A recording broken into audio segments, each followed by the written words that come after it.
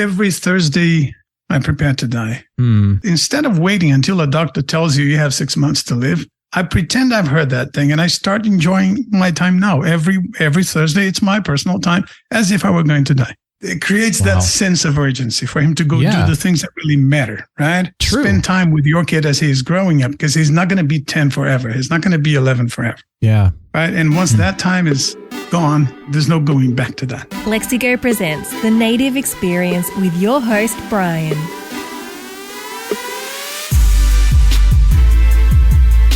Hello, world. Oh, thanks for joining us. This is Brian from Lexigo.com, and you are listening to the Native Experience Podcast, the show that absolutely eats dessert first. Today, we're talking once again with Evandro Magalhães, former United Nations Kudo, and now he's currently self-employed and learning work-life balance, which is something we all need right now. We're going to be getting into that. I'm so excited. Evandro was here this last week, and we talked about so many great things. But today, we've got so much more, and I'm excited to dive right into this. And so I'm not going to do the full-on biography here of Evandro since he was on this last week. If you want to learn more about him, if you've not heard episode 10, please go listen to episode 10. Definitely check that out. But just a little bit of background. Evandro is a conference interpreter. He's the former chief interpreter in the United Nations System Interpreter Trainer and language technology advocate. He has interpreted for 2 American presidents, 5 Brazilian presidents, the Dalai Lama, and countless heads of state and government. He's got a lot more in there, so do go check that one out again on episode 10 if you want to know a little bit more about Evandro. But today, we're going to finish our conversation from last week that we didn't get a chance to finish, so let's dive right in. Evandro, welcome back to the Native Experience. I appreciate you coming back and joining me again. Well, thank you for having me back. My pleasure. Yeah, of course. We got part 2 here because we had such a fun discussion last week that we just decided, hey, you know what? Let's keep this going. We've got more to talk about. And since, by the way, you were just on our last episode of the Native Experience, we're going to skip right into the content. And so if you, listening, by the way, have not heard about Evandro or our conversation last week, go check out episode 10. It was amazing. You'll get to hear all about him and everything. But I want to talk about 3 things today, Evandro. I want to talk about cultural experiences that you've had, some of the social psychology, peer pressure, all that you've seen, and then technology in language services, which I know is a big thing right now. And then, of course, the work-life balance that we teased last episode, but definitely want to get into that today. So first and foremost, talk about some of those cultural experiences that you have had that have stuck with you. Well, again, thank you, Brian, very much for having me back. Of course. The part you left out is that the reason I'm really here again, the actual reason is that I talk too much. So do I, though. Okay, listen. I appreciate a good conversation, so no worries at all. Yeah, yes. Having been a linguist for now, 32 years or so, nice. Cultural is a part of my day-to-day, right? So it's the bread and butter of what we do. So be it because you're translating a document or interpreting in the booth or traveling to a different place to actually accompany someone as an escort interpreter, or because you just happen to be around interpreters from different backgrounds, or working for the UN as I did for 7 years, where you are surrounded by people of pretty much every nationality. So culture becomes something that you grow very used to accommodating, and you start to get more sensitive about it, right? The aspect that really, was more present in my experience was, of course, my relationship with the thousands of interpreters that I managed during my time in Geneva. Coming from Brazil, again, first time I left Brazil to go anywhere, I was already almost 30 years old. I went to Europe to study and so on, came back to Brazil. So let's say that until the age of, until my 40s, Brazil had been it for me. Despite the languages and that cultural aspect, I hadn't really gone places. Then I started going a lot to the US to work and so on. Yeah. Eventually, I went there to study. Eventually, I started going to Africa with the IMF and other organizations, and that started to broaden my palette. Now, when I went to Geneva and started working as the chief interpreter there, then you're all of a sudden in front of Chinese interpreters, Arabic interpreters, Russian interpreters, not just from Russia, but those who defected from Russia, those who are also, away from China for a long time, and they have a different output. And so on, there are conversations you can have with one group that you're not supposed to have with the other group. Yeah. And so on, depending on how political it gets and so on, they start looking over their shoulders. It's, anytime you start developing this fine skill of trying to, learning to anticipate what the response is going to be, depending on who you're talking to, and adapting the way you speak to them also, in such a manner not to come across as too Brazilian, as too improvising, as too unplanned, and so on, which is me, right? So I'm that character that doesn't plan much, leans towards improvisation and so on. So it's understanding that, okay, when talking to a French interpreter fresh out of Paris, I need to, show a different persona. I need to contain certain aspects in order not to create unnecessary friction and so on. Absolutely. Now, you mentioned peer pressure and so on, and we probably touched on that last time we spoke. For me, the one surprise, the one interesting element that made me really sensitive to culture, particularly the social psychology aspect of it, is that when you're talking to an interpreter one-to-one, they show you a more collaborative persona in most cases. So they can be reasoned with. They're in front of you. It's clear what's at stake and so on and so forth. Body language the same too. interpreters sometimes, when they are in a group, will behave in a different manner because there's a lot of pressure from the group on that interpreter. Because the interpreters tend to refer one another and they rely on their peers to also get work. Even when they are in front of a recruiter, which basically was what I was, they start to have second thoughts about where the loyalty really lies, right? So when they are in a group, there's a strong pressure to show the group that I side with you.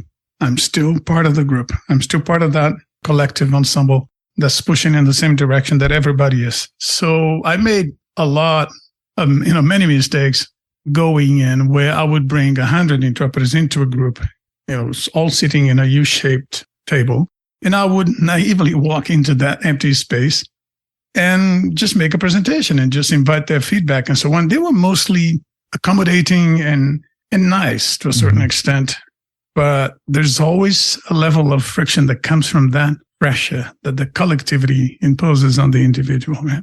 Yeah. In time, you start to juggle with those elements a bit better. But it's also interesting because it brings out in you a lot of diplomatic skills that you didn't know you had. So it's a good training as well.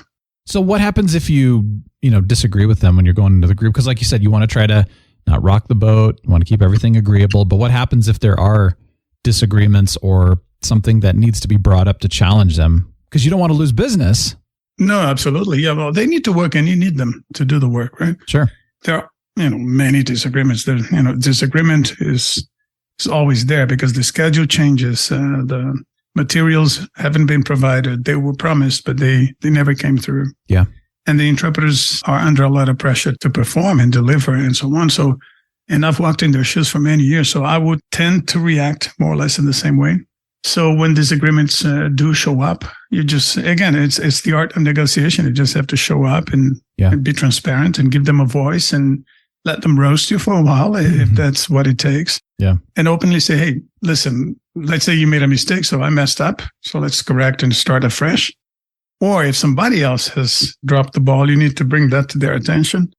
Ask them to work with you on a solution. So it's nothing different from what you would do in any other circumstance. Just the level of stress can sometimes be very, very high just by the sheer number of them, the whole pressure, especially when you're starting out a long conference and so on, everybody being away from home and different people react differently to stress. For example, the mere fact that you take an interpreter, say, away from Geneva, his or her base, and take this person to Dubai, the mere fact that they're now at a hotel and the surroundings are not as familiar, put them on a level of stress where before they know, they're yelling at the reception desk at the hotel. And when you actually come to them and you shake them out of that mode, they realize that they're doing something they don't usually do. You can, reason with them again and so on, and you bring them back to the baseline. I've had many encounters of that nature with interpreters who are totally fine when they are back home. Whenever I traveled with them, I needed to kind of be attentive to certain circumstances that I knew could create unnecessary stress. The same is true for me. Yeah. Now, in time, I hope my colleagues have also accommodated some of the friction and the reaction to that friction that I showed and that I brought to the table, because I too have my own ways of reacting to stress. And God knows how it comes across. Yeah, absolutely. I'm glad you brought up the social psychology side of things too. It's amazing when you start to really try to get into that person's shoes. You try to step back and say, what is this person going through? You know, of course, there's the language difference, there's the cultural difference, but then there's also what is that person dealing with? And so, you know, when you are trying to communicate with that person where they're at, you know, at that native experience level, and I love psychology, by the way, it's one of those things I nerd out on, but it's understanding the person, what they're going through, reading the body language, like you said, much easier in person, harder to do, you know, when you're remote. One of the first interviews that I did for my personal podcast, he's an actor. He was on Star Trek Voyager, by the way, if you're a Star Trek fan. And he was just having this great story about, he was on a plane. The flight attendant was incredibly rude and disrespectful to him. He was just kind of like, what is going on? Why is this person treating me so bad? And he was at the end of the flight ready to go up and just tell her, you know, this was the most horrible experience ever. You were so rude to me. You were so he was getting ready to say that. And as soon as he walked up to her, he stopped and he looked at her and he said, are you okay? Yeah. Like, is everything okay with you and your life? And she kind of looked at him like, why are you asking? And he said, well, you know, you just seem like something's wrong. And then she started crying and talked about how her dad was dying from cancer. And so you don't know what people are going through. You never know. You never know what battles people are fighting. Right? Yeah. One thing that to me was a life changer was that before I became a recruiter in the UN and a chief interpreter, I had been an interpreter for 20 some years. And when I jumped to the other side of the fence, and I was now in the position where I needed interpreters to react a certain way and to collaborate with me on a certain level and so on, I started to see a lot of behaviors that were very hard on me. On the other hand, those were behaviors that I used to show and display when I was freelancing as well. So it taught me a lot as to what freelancers should not do, must not do, in order to have more work, in order to have and create a more collaborative space and safe space and so on. Eventually, I put together even a workshop that I later conducted with a lot of success, trying to show, it was called 7 Things a Chief Interpreter Wishes You Knew. But again, it's something you only learn once you jump to the other side of the counter. Yeah. And I can give you a few examples. Let's say you're an interpreter, okay? I send you an offer to say, I give you a call. And I say, listen, are you free on such and such a day? You look at your calendar. But before you tell me whether you're free or not, if you're the typical interpreter, you're going to bombard me with questions like, what is this about? What is the event? Who am I working with? Are you going to pay per diem? Are you going to pay this? Are you going to provide this and that? Will materials be available? And then at the end of that series of questions, you turn to me and say, well, I'm looking here. I'm not available. Maybe you were not available and it took you that long to realize. But chances are that you were just, asking a few poking, questions and so on, and trying to make up your mind along the way as to whether or not you wanted to do this. What happens is, okay, thank you very much, and so on. Next time I need a French interpreter, and I have you on my list because I like you, you do good work and so on, I'm not calling you first because it takes you too long to tell me if you're free or not. Yeah. I'm calling you last. So I'll try somebody else who responds faster. Not because they're better, not because I like them most. No, it's because that I know that if I go to that straight shooter, that person is going to say yes or no, and then we can take that out of the way. Yeah. Of course, if nobody gives me a straight answer, or if nobody else is free, then I go back to you and we can have that conversation again. Yeah. Interesting. Another example, if I offer you the same day, let's say you're having dinner with your family and you see an SMS from me, a text from me asking whether you're free for a job, say tomorrow or next week. And you know off the top of your head that you're busy that day.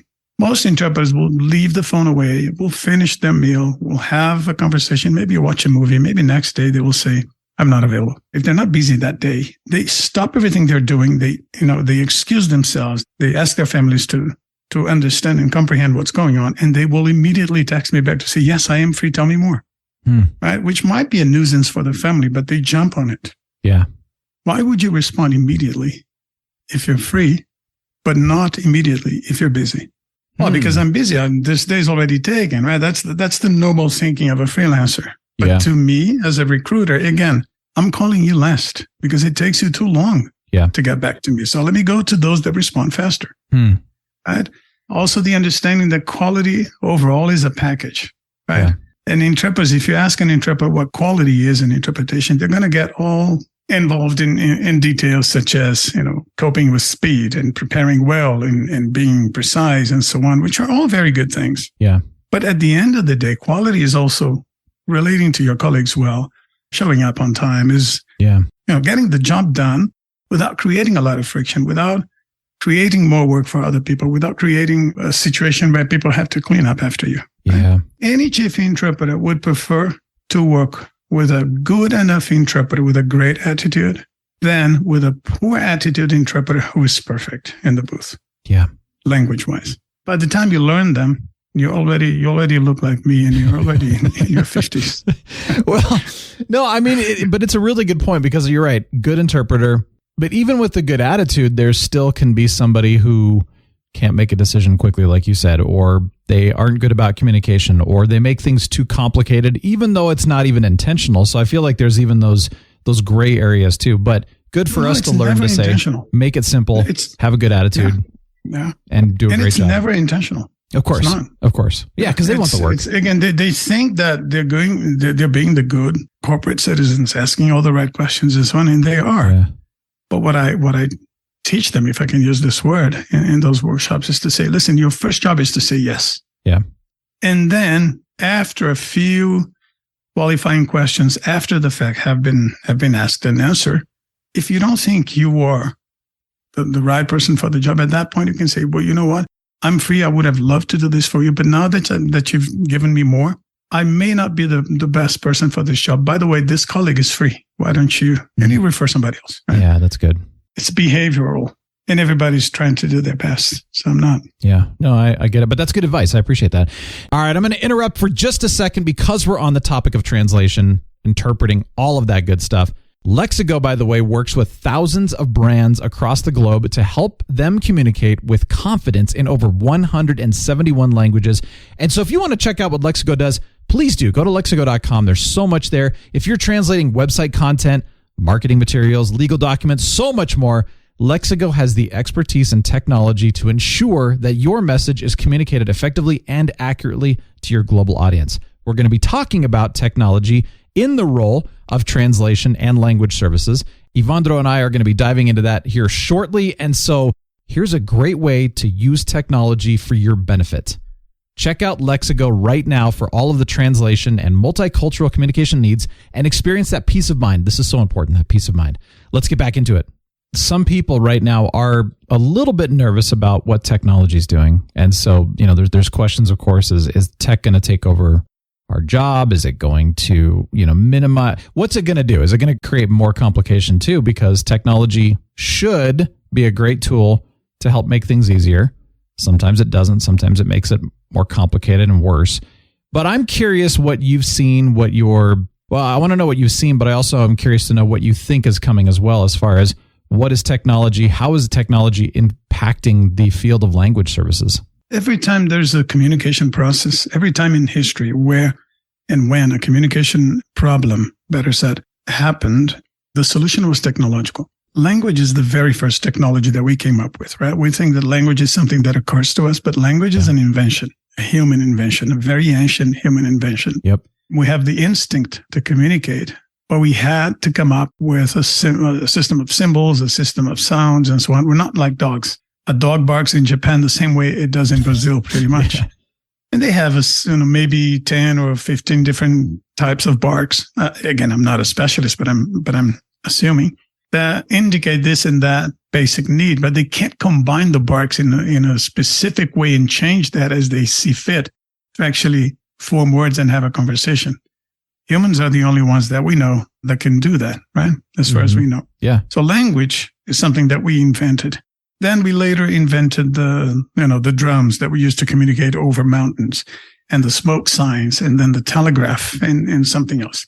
Now, every time something like this was created, the first reaction by anybody involved in the conversation up until that point was to resist and say, no, this doesn't work.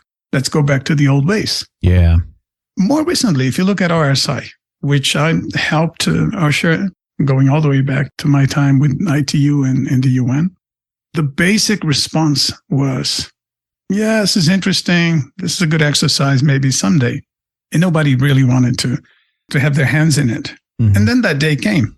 When the pandemic hit and everybody was trended home, all of a sudden, remote interpretation became a lifeline to the interpreters. We now had to give it a try. But even then, many of the well-established interpreters dragged their feet and started, going slow and thinking, well, this is going to pass. It will pass. It has passed. It's about to pass. But we would have been dead if this solution had not been tried in the meantime. Yeah. Again, if you look at what it has done, perhaps that's a good indication of what technology can do. Okay. Technology can save everybody's hide. Yeah. If you use it correctly, if you put the right parameters around it and so on. And again, it's also what use you make of it. So my advice is jump on it, explore it, look into it, see what you can make of it and with it, and then form your understanding as to how far you want to go with this. But don't reject and push it away, unblock by definition before you do any of those things. And again, try to put parameters in place that prevent technology from being misused. One tale I like to go back to is that the Titanic on its maiden voyage and its fateful maiden voyage, aboard the Titanic, that was the first wireless radio station by the Marconi company. Marconi, the guy who invented the radio, had established a wireless station aboard Titanic, which could have been used to warn the ship about the iceberg. And in fact, several ships that were in that vicinity tried to get messages to the Titanic to let them know that, listen, there's this danger ahead and so on. Yep. What happened was that there was a huge backlog of personal messages that the passengers wanted to send their fiancés and their parents on the other coast before they got there to show off, to say, hey, here I am aboard Titanic. It's the equivalent of a selfie today, right? Yeah. Where you're taking those selfies and boasting that here I am aboard the whatever, right? Yeah. The spaceship and so on. And that at a certain point, the guy said, I'm too busy. Don't bother me, right? And he closed one of the channels. Yeah. And we all know what happened. So again, it's using the technology for what it was conceived, thinking things through before you get there, but then exploring what it can do. So eventually, at the end of those 2 or 3 years where we dealt with technology and the pandemic and so on, what I saw it do, it made possible for businesses to stay in business. Yeah. Yes. Right? With a lot of adaptations, with a lot of pain and so on, but yes. And it gave interpreters a lifeline that they relied on for 2 or 3 years. Yeah. Now the world is coming back and so on. And there's the tendency of also looking down at that to say, you see, that contraption, that less than ideal solution. No, it was and still is something that also democratized access to language immensely. So you now have interpreters in India who could never work anywhere because by the time they hopped on a train anywhere, the event was over. Now they can, from the comfort of their homes, service a meeting in Brazil.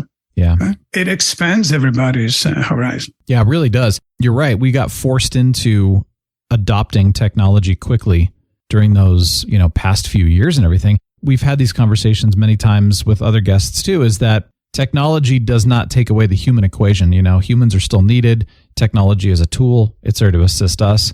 And, I like what you said about jump on it, see what it is, explore it. I also would say make sure you get to know it too a little bit and understand how it works, because technology can overtake you if you don't know what you're doing. Like you said, it's how it's being used and stuff too. The Titanic example was a very good one. I agree with you on that. And I think it's great to see where technology is going. I hope it continues to help us to get even more efficient, more effective in everything that we do, but doesn't take away the human element too. So I feel like there's still definitely going to be the need for humans. It might change things. It might cause us to adapt and learn and grow with it, but that's a good thing.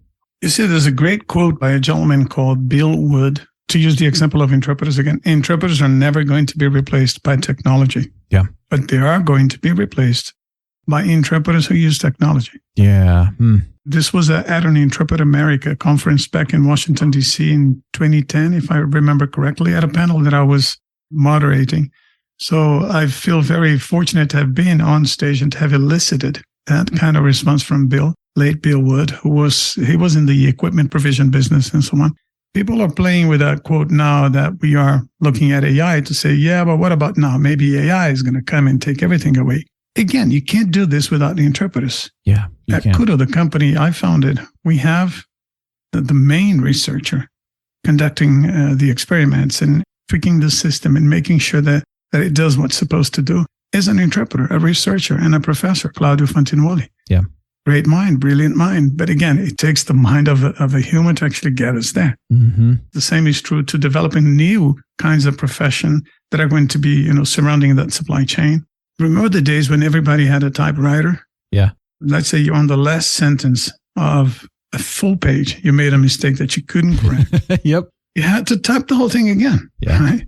So, and then the word processors came around, and then you had another profession, the typists, those people who could type it, type your thesis for you and so on and so forth. Yeah. With every new inventions and so on, a huge number of new professions is created. Yeah. Who would have been a YouTuber 20 years ago? Yeah. Right? Or a data analyst within the domain of languages, for example. So, yeah, or social media specialist, there's so many different things. Social media specialist, anything, yeah. Now it's got me thinking about the work-life balance question that I wanted to get into, because I'm thinking about what technology has done for us. I'm thinking about what the pandemic in the last few years has done to us. I'm thinking about inventions of new things. And what I'm seeing is that people are starting to question, where are we at? How's my life doing? Am I doing what I really want to be doing? Am I making a difference? Is my life meaningful? But also, you've still got to get out there and keep things moving because things are growing. And I like what you said too, that interpreters that use technology are going to win out. This is kind of a two question here is, what's a good work-life balance and, what makes a good life? But then also, how do I put this? Because what I'm seeing right now is I'm seeing people, there's the extremes, you got the workaholics. I'm seeing because of the pandemic in the last few years, people are starting to say, hey, I want to spend a little bit more personal time. I want to make more meaning in my life. But I'm also seeing now a lack of commitment, perseverance, seeing things through the end. I'm just curious your thoughts on all of that stuff. I know that's a lot to digest there, but it's just kind of what I'm seeing. Our attention is being pulled from left and right all day. Yeah. Work from home. We end up working all day, right? True. The time when you hopped on a bus and went to the office and read a book along the way, and by the time you got there, you did maybe 2 hours of work and you had some coffee break where you could chat with your colleagues. Then you had a lunch where you would go down and have lunch with your colleagues for half an hour and then come back up. Those days are gone, right? Yeah. You're home and there's a meeting at 8 and there's another meeting at 8:30. There's another one by midnight. Yeah. Because of time zone differences and so on, you're still on. Yeah. Right? I remember the early days of Kudo when the pandemic hit. We were all working 16-hour days. Because we literally woke up to 900 emails in our inboxes and everybody needed a solution. Yeah, because people didn't stop working. Great. Yeah. And you see the ringing of the cashier, right? In your mind. Great. Well, let's capitalize on this. Yeah. But then you burn out. Right? Oh, yeah. And then there's a huge cost that comes with that that may not offset all the work you put in and all the money that came in.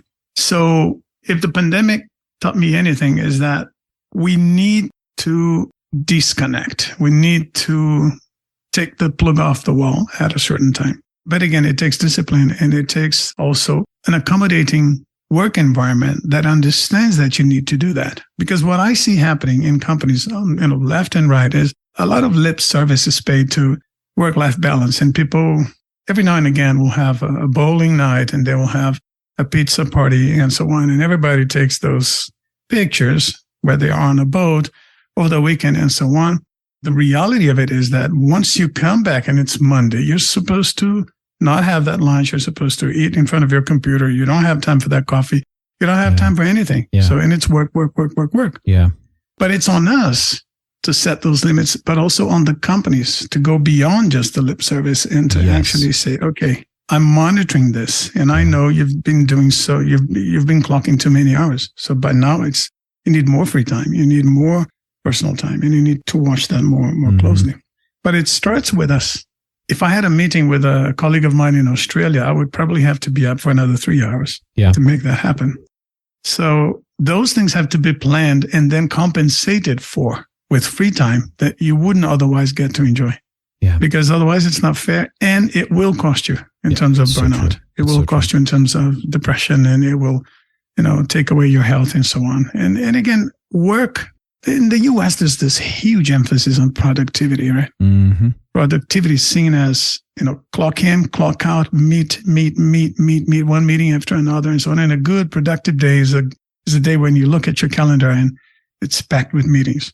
Yeah. I question that very much. And, Me too. And again, if all you do is get to work at 7 a.m. and go home at 7 p.m. and you seldom see your kids, there's something wrong with that equation. And again, as they say, if you go to a cemetery, you don't see a tombstone that says, "Oh, I wish I had spent another day in the office." So I just went through burnout personally at the beginning of this year, the beginning of 2023. Sorry to hear. Yeah, well, no, I appreciate that. It started before the pandemic. So the pandemic was kind of the icing on the cake, straw that broke the camel's back sort of thing. It had been going on for years before that. I'd been ignoring it. As an entrepreneurial type, I've been working nonstop my whole life. Mm-hmm. And so it's kind of funny that you said that, because I do have that problem where, because I work from home, and I have for 20 years, 15, 20 years or whatever, you're always working. It's hard to leave everything. And I work with people all over the world. And so my hours are all over the place, which I appreciate though. Actually, I'm not a big 8 to 5 person anyway. So that's something I'm okay with. But what I ran into was that I didn't know how to stop working. Then I got addicted to the work, and I got addicted to the adrenaline because it was fun. I enjoyed doing what I was doing. But then you get frustrated, and then you start getting angry, and then you start getting, like you said, even depressed at times, and you're not sure why. And then you realize you're exhausted. You didn't take the time that you needed. You're not playing and taking time with your family like you should. You're just constantly going, And so one thing that of course, this is a quote that somebody told me so many years ago, and I'm living it now, but this was something, it's not a new quote. There are a lot of good things in life, a lot of good things that you can be doing, but there's only time for a few right or best things that you can actually do. Yes. And so we want to say yes to all the good because they're all good, right? I don't want to say no to that. It's good. But you got to start saying, you know what? It's good, but it's not right. It's good, but it's not the best. And so that's something that I'm finally getting to the point right now, after all of these years, that I'm finally able to say, and putting up boundaries is hard, by the way. It's very difficult, and people will not always accept them well. But when you start saying yes to the right things and to the best things, then you start to realize that I don't need to work 7 or 13 or 16-hour days. I only need to work 6. And by the way, I'm with you. Productivity drives me crazy. Some people love it. It drives me crazy. I like to be productive, but it's not about being productive. It's about, I have this to do, and I'm going to get it done with the best quality possible. And I'm going to do it in the shortest amount of time possible so that I still have time to go out and have fun and spend time with the family and do other things too. And you know what? It works. It's amazing when you're focused. As long as you get to the expected result, you get to that point. Yeah, it's hard to get there though. And like you said, if there's pressures being put on you, where you will work this many hours and you have to be productive, and you have back-to-back meetings all day long, it's hard to actually get the actual stuff done and to have that impact. The quote, right? Time you enjoy wasting is not wasted time. Oh, I love that. Yes, I do know that quote. That to me is a motto these days, right? Yeah. Because I'm a creative type. I'm a writer. I'm someone who comes up with creative solutions for presentations and different ways of saying things and so on, and training people and motivating people and so on. What I hated most and more than anything is the so-called progress reports. Yeah. Show me a progress report. How far along are you? Are you working on that piece? You see, back in the day, the UN is all about that. Show me a progress report. Where are you on that piece? Yeah. Have you started working on that? Yes. What do you have to show? Nothing, because it's all in my head. As I'm walking my kid to school, as I'm walking the dog and so on, the whole thing is brewing in my head. Yeah. When I sit down to write it, it's going to be 15 minutes. It's already there. Yep. See, but I need that time. I need to daydream. I need to talk to myself. I need to, call a friend, and I need to go to the movies in the middle of my work time. Yeah. Leave me alone. But again, I promise this is going to be on your desk when you need it. Yeah. Right? Yeah. As long as it is, I don't care. So the listeners, I would invite them to look up this guy, Ricardo Semler. This guy is an entrepreneur from Brazil and also a professor at MIT, a visiting professor and so on. He has had very successful companies that grow like 25% year over year. Huge industrial companies. And he has that philosophy where in his company, you have a place where there are hammocks. If you're tired, you can go and lie on a hammock for as long as you want. Wow. You come back, and if you want to go to the movies in the middle of it, you don't have to ask permission from anybody. You can do anything any way you want. At the end of the day, they just want to make sure that you're producing it, you're not lagging, pushing everybody behind. If there are dependencies on your work, you're mindful of that and so on. And the group kind of monitors one another. So he has a number of TED Talks. So it's Ricardo Semler with an S, Semler. And I would invite your listeners to look him up and watch some of his thoughts about, again, work-life balance and all these things, right? He has one thing, for example, that I love, which is, he says, every Thursday, I'm prepared to die. Instead of waiting until a doctor tells you have 6 months to live, I pretend I've heard that thing and I start enjoying my time now. Every Thursday, it's my personal time as if I were going to die. It creates that sense of urgency for him to go do the things that really matter, right? True. Spend time with your kid as he is growing up, because he's not going to be 10 forever. He's not going to be 11 forever. Yeah. Right. And once that time is gone, there's no going back to that. In Brazil, many, many, many years ago, when I had my own translation agency and my kids were very young, I started working from home when nobody was talking about that, for the specific reason that I wanted to be there for my kids. I wanted to drive them home. It was a long drive. I wanted to be there and pick them up. And again, it's time that I carved out just to be with my family, because I understood that time was precious. It was not going to come again. Did that make me, miss out on a few opportunities? Probably yes. Do I regret it? Of course I don't. Yeah. So Ricardo Semler, and it's Semler. That's the one you're talking about? Awesome. Exactly. Yeah. I have him ready to go. I'm going to go check him out, later, because I love everything you just said, by the way. I love it all. I've heard it before from the CEO and founder of audiobooks.com. He did the exact same thing. He spent most of his workday kind of daydreaming and just thinking. And that's how they got to be so successful. I see this, with true visionaries, and like you said, creative types too. It's the same kind of thing. I need to do more of that because I'm a creator. We have a friend who alphabetizes their pantry. All of the spices and all of the food is alphabetized. And I just thought, wow, shoot me now. But you know what? If that's what that person loves, then that's awesome. Yeah. Listen, if this is what gets their juice flowing, yeah, totally. But for the rest of us who that's just not something that we want to spend our time on or whatever. I love what you said so much. So it's like the sense of urgency, as long as you get the work done, it doesn't necessarily matter how you do it, or, if you go to a movie in the middle of the day. I do that. I feel like a rebel sometimes. I go to a movie. Yeah. It's the middle of a work day, and I come back and I go, that's exactly what I needed. Why was I so afraid of it or worried about it? And I need to spend more time daydreaming and, looking up at the beautiful sky, or, I'm going to go on a bike ride right now, and then I'm going to come back to it. It's amazing how if you do those things, if you take that nap, if you go to that movie and you come back, it's amazing how much work you can get done in a short amount of time when you're rested, you're balanced, and then you're focused. And then you don't have to work 90-hour weeks.